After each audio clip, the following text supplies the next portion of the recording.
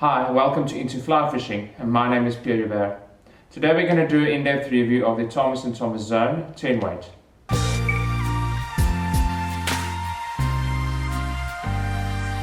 It must be noted before that I have some quite a lot of prior experience with the Zone. I guided on Alphonse in the Seychelles, and this was one of the primary rental rods that we rented out for guests. So I spent a lot of time guiding clients on these rods and also fishing them myself. The Zone is a mid-ranged model offered by T&T to place themselves in the market segment to the more affordable rods. The Zone is available in weights from 3 weight to 10 weight, with the 3 to about 7 weights being more specifically designed for freshwater use, and the 8, 9 and 10 weight models specifically designed for saltwater use. The reel set is made from anodized aluminum and has a very nice T&T laser engraved ring that secures the foot of the reel. The insert is T&T blue, that sort of blue color that is associated with them. It's a very well designed reel seat, and I've never seen any zones have problems with saltwater corrosion or some of the threads getting stuck. On the grip side of things, the grip is made from a combination of rubberized or reinforced cork and standard cork here at the back. The rubberized cork makes for a much more durable and long-lasting grip, but it still offers a very nice grip in hand. I would say medium to large hands would suit the rod perfectly. The line guides, the first 2 stripper guides have a titanium frame with zirconium inserts, and the rest of the snake guides are made from stainless steel. These components just suit saltwater environment perfectly, which adds to the overall saltwater design of this rod. A very thin clear coat has been applied over the carbon fiber wraps of the rod. This gives the rod a very similar finish to some of the premium Scott rods. It reminds me a lot of that. And you can also feel the texture of the wraps of the carbon fiber, which is very nice. The winding wraps are all T&T blue, and it suits the reel seat insert very well.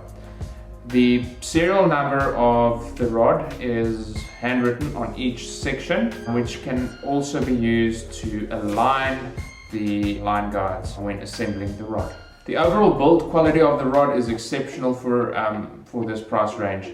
I feel that T&T have selected the components perfectly and really put them together well. The clear coat on all the winding wraps, even here above the winding check, is absolutely perfect. It's applied perfectly with no signs of spills or uneven application at all. Also no signs of bubbles at all. So in that sense, it's perfect. That's everything you would expect from a T&T. This rod is also made in the States, right next to the more premium rods like the Exoset and the Avant. Obviously, when you put this rod right next to one of those rods, you will notice a couple of differences, but they're really minor, and they're also to be expected because those rods are almost double the price as the Zone. So overall, I feel that T&T have really put together a good package here, especially for the medium to advanced angler. This is really exceptional. The action of the rod is fast. It's fast enough for saltwater applications, able to generate nice tight loops and high line speeds, especially at around 60 feet. That's where it really performs well. So the action is fast. However, I compared it to one of my own personal Sage salts, the old previous salt, which is a very fast action rod, as some of you might know. And immediately after picking up the Zone, you could feel that the tip is much softer. This adds to the accuracy at shorter distances, as you'll see later when we cast the rod, but it is something to be noted. The action is actually more suited to the moderate angler that doesn't necessarily have the casting stroke to get the most out of a very fast action rod. So this is a fast action rod, but it is forgiving. It has a little bit more of a sweet zone for the moderate caster. So let's have a look at how the rod casts. It must be noted before, when I took this specific rod out, I invited a friend that's a moderate caster. I wanted to see how the rod would influence or better or even worsen his casting. And also I took it to the beach and we fished it in the water on the beach, and I also took it to a field where we did some accuracy casts. So on the rod itself, I used a weight 10 weight reel that balanced the rod perfectly. That's just a standard saltwater specific reel. I used a 10 weight Rio cold water floating line that has a weight forward taper. I also used a 9 foot that was 30 pound fluorocarbon leader with a small popper. So that was the setup that we used, and then we cast it at different distances, felt the line pick up, and let's see how it did. 40 feet was my favorite distance with a rod and line combination. It was a really fun rod, and it just feels like it's coming alive, and it's easy to carry the line and just keep it in the air. Just playing around with it was very easy to form very tight loops, and then as soon as you want to present more delicately from that tight loop, just deliver a loop with slightly a bigger size to sort of soften the presentation. It was very easy to control, and it was very intuitive, and it just sort of happened by itself. It's not something that you have to think about. Even at this distance, the softer tip and action just made it more intuitive to make delicate casts, and I feel that this distance between 40 and 50 feet is where this rod really shines.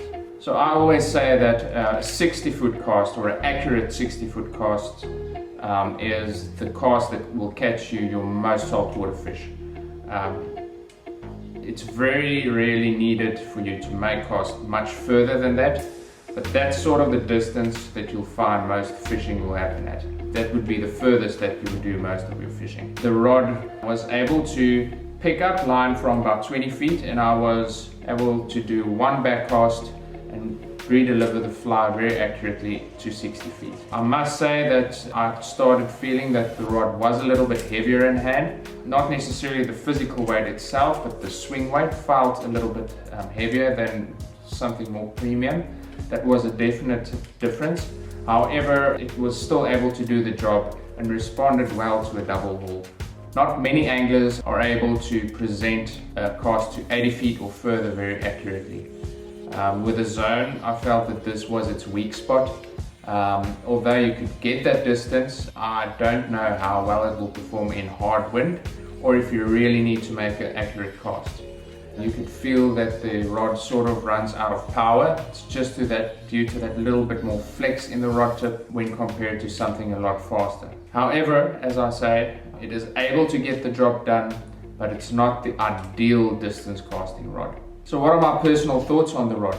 Well, I've seen this rod being used on the saltwater flats in Seychelles, not only being cast, but actually fighting fish and in real fishing scenarios. I can tell you that it performs well at closer distances. That was also shown in our casting tests, but it performs really well when fighting fish.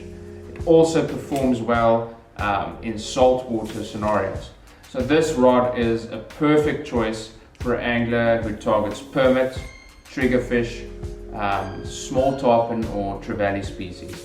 It will last you a very long time, and the good after-sale service that Thomas & Thomas provides will just give you the peace of mind when fishing the rod. The only negative point on the rod that I can find is the long distance casting ability of the rod. However, that being said, there aren't many anglers that can fish at that distance, let alone make accurate casts. So I don't think for a real fishing rod that is a problem. If you're looking for a distance casting rod to throw long lines on fields, this might not be the ideal rod, but I can tell you that this rod is a perfect 10 weight fishing rod for any saltwater application. So who should buy this rod? The Thomas & Thomas Zone 10 weight comes in at around $550, making it a mid-range rod. It competes with something like a Sage Maverick or even a Gelimis IMX Pro, I think, if you stretch your budget a little bit, but it's somewhere there in the middle. So this is perfectly suitable for a moderate angler who is going on a fishing trip and needs something that can get the job done well and will last a couple of years or many years if looked after properly. This is the rod for you. It's also a very good rod for the experienced angler who already has his Thomas & Thomas Exo set but is looking for a backup rod that will serve him well if something happens to his primary rod. The rod itself is shipped in a tan or sand colored rod sock with 4 section dividers for each individual rod section. It has black trim and 2 black laces that secure the rod once folded up. It has a Thomas & Thomas tag on it, however it does not have information about which rod model is present in the rod sock. This might be an issue if you're carrying multiple rods in a rod carry tube. However, then you can just write down which rod model is. Just write it down with a permanent marker on your rod sock. The rod sock and rod combination comes shipped in a aluminum or natural aluminum colored rod tube with a Thomas & Thomas Zone sticker or decal on its side. The tube's cap does have all the information about the rod on it, so it says Thomas & Thomas Zone 9-foot 10 weight. This just makes it easy for rod identification when you have multiple rods stacked in your storage. If you're interested in buying the Thomas & Thomas Zone, please find the purchase links at the bottom of the video. Here you'll also find a link to the article that we wrote on the Thomas & Thomas Zone doing an in-depth review.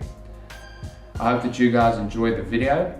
Please share it with your fellow anglers and friends and subscribe to our channel. We'd love to share more of our reviews and information with you. Until we see each other next time, cheers.